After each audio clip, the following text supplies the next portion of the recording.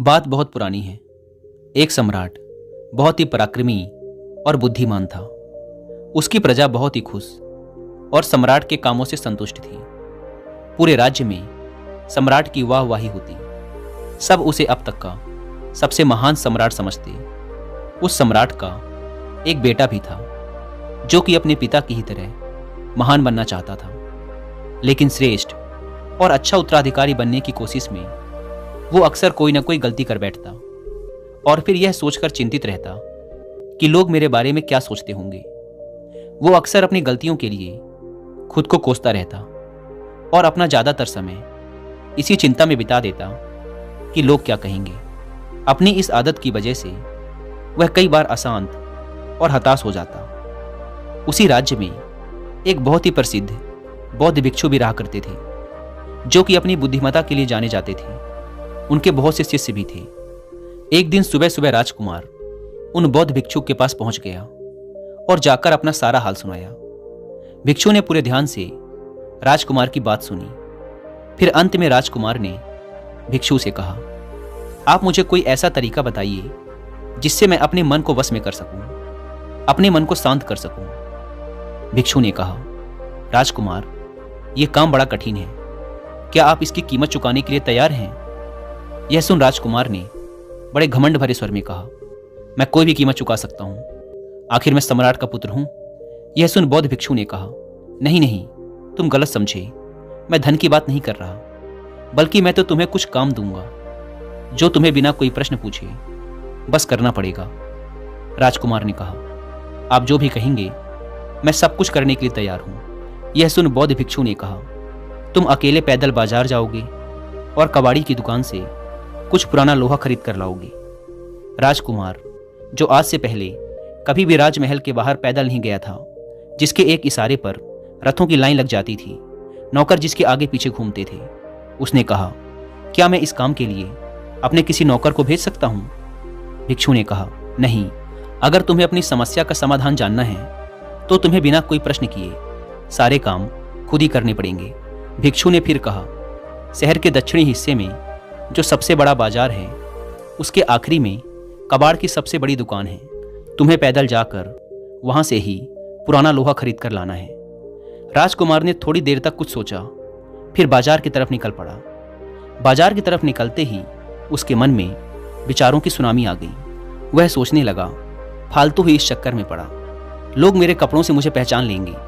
पता नहीं लोग क्या सोच रहे होंगे कि सम्राट का पुत्र होकर पैदल बाजार आया है। लोग मेरी पीठ पीछे मेरा मजाक उड़ाएंगे और ना जाने कैसी कैसी बातें करेंगे। यह सब सोच सोच कर उसका सिर शर्म से नीचे झुक गया। सर नीचे झुकाए चलता हुआ राजकुमार कबाड़ी की दुकान पर पहुंचा और वहां जल्दी जल्दी घबराहट के साथ लोहा खरीदने लगा।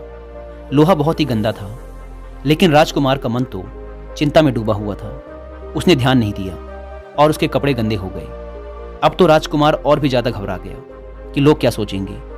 वह लोहा लेकर जल्दी जल्दी चलता हुआ बौद्ध भिक्षु के पास पहुंचा। भिक्षु उसकी घबराई हुई हालत देखकर मुस्कुराए, फिर बोले, बहुत बढ़िया, अब तुम ये लोहा लेकर शहर के दूसरे कोने पर जाओ। वहां एक लोहार की दुकान है। तुम्हें अपने हाथों से इस लोहे को पिघलाकर इससे एक तलवार बनानी है। राजकुमार बिना मन के दोबारा बाजार के दूसरे कोने की तरफ बढ़ चला। उसके मन में विचार चल रहे थे कि अगर पिताजी को पता चला तो क्या होगा। कहीं लोग ये न समझ रहे हों कि पिताजी ने मुझे महल से निकाल दिया है। वह मन ही मन खुद को कोसता जा रहा था कि क्यों मैं खुद को हमेशा ही ऐसी उलझनों में फंसा लेता हूं। ऐसे ही विचारों की उधेड़-बुन में फंसा हुआ वो लोहार की दुकान में पहुंच जाता है।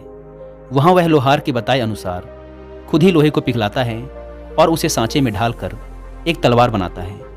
खुद के हाथों से बनाई तलवार को देखकर उसे बड़ी खुशी होती है। अचानक उसने महसूस किया कि वह तलवार बनाने के काम में इतना खो गया था कि उस दौरान उसके मन में शिकायत के कोई विचार नहीं आ रहे थे। वह खुशी मन के साथ तलवार लेकर भिक्षु के पास वापस जाने लगा। इस बार लौटते वक्त उसका मन प्रसन्न और शांत था। उसने जाकर भिक्षु के हाथों में अपनी तलवार रख दी। तलवार देखकर भिक्षु ने कहा, राजकुमार, इस बार तुम्हें कुछ अच्छा महसूस हो रहा होगा। यह तुम्हारे घमंड की तलवार है। यह सुन राजकुमार थोड़ा सा चौंका, लेकिन वह कुछ समझा नहीं। फिर भिक्षु ने कहा, ठीक है, अब तुम एक आखिरी काम और करो।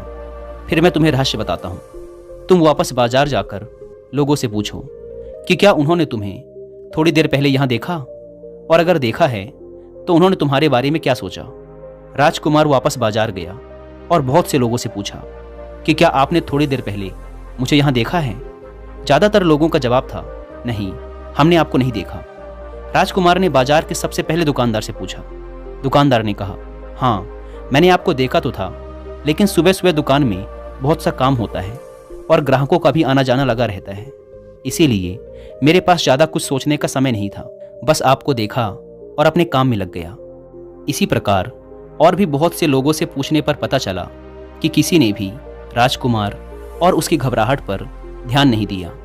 राजकुमार ने कबाड़ वाले से भी पूछा तो उसका जवाब था, मुझे लगा तो था कि आप किसी बड़े संपन्न घराने से हो, लेकिन मेरे भाई, इसके आगे मैंने और कुछ भी नहीं सोचा। बाजार के लोगों से ऐसी बातें सुनकर राजकुमार को लगा जैसे किसी ने उसके सर का सारा बोझ हल्का कर दिया हो। वह खुशी से झूमता हुआ बौद्ध भिक्षु के पास पहुंचा और उन्हें सारी बात बताई। सारी बात सुनने के बाद भिक्षु ने गंभीर होकर कहा, आज इस घटना से तुमने 3 चीजें सीखी। पहली, हम खुद अपनी गलतियों, अपनी कमियों को जितनी गहराई से देखते हैं उतनी गहराई से और कोई नहीं देखता। हम सबको अपने दुख, अपनी कमियां, अपनी गलतियां सबसे बड़ी लगती हैं और हमें लगता है कि सबका ध्यान हमारी तरफ ही है, सब हमारे बारे में ही सोच रहे हैं, सब हमारी कमियों को ही देख रहे हैं। लेकिन असल में कोई किसी के बारे में नहीं सोचता। किसी के पास इतना समय नहीं है, और अगर है भी तो सब खुद के बारे में ही सोचते रहते हैं। इसीलिए इस बात की चिंता करना मूर्खता है कि कोई हमारे बारे में कुछ सोच रहा है, कोई हमारे बारे में कुछ नहीं सोच रहा। दूसरी सीख, हम खुद ही अपने सबसे बड़े आलोचक हैं। हम अंदर ही अंदर खुद की कमियां निकालते रहते हैं, खुद को दोष देते रहते हैं और अपनी कमियों और गलतियों के बारे में सोच सोच कर उन्हें इतना बड़ा बना लेते हैं जितनी वो असल में होती नहीं है, और फिर हम ज़्यादा सोचने की आदत के शिकार हो जाते हैं। ऐसा नहीं है कि लोग आपके बारे में बातें नहीं करते, आपकी बुराइयां नहीं करते, लेकिन जो ऐसा करते हैं वो खुद किसी काम के नहीं होते। इसीलिए ऐसे लोगों की बातों से तुम्हें फर्क भी नहीं पड़ना चाहिए। भिक्षु ने कहा, तीसरी बात, बड़े ध्यान से सुनना। जब भी तुम्हारे मन में विचारों के तूफान उठने लगे, मन बेचैन और अशांत हो जाए, तो मन में उठने वाले बेलगाम विचारों को दबाने और उनसे लड़ने की बजाय खुद को किसी कलात्मक काम में लगा दो। किसी ऐसे काम में लग जाओ जिसे तुम्हें अपने हाथों से करना पड़े, जैसे तुमने तलवार बनाई थी, क्योंकि ऐसा करने से तुम्हारी सारी मानसिक शक्ति एक दिशा में आ जाएगी और थोड़ी ही देर में तुम शांत महसूस करने लगोगे, जिससे तुम्हारा पूरा दिन बर्बाद होने से बच जाएगा और तुम पश्चाताप से भी बच जाओगे।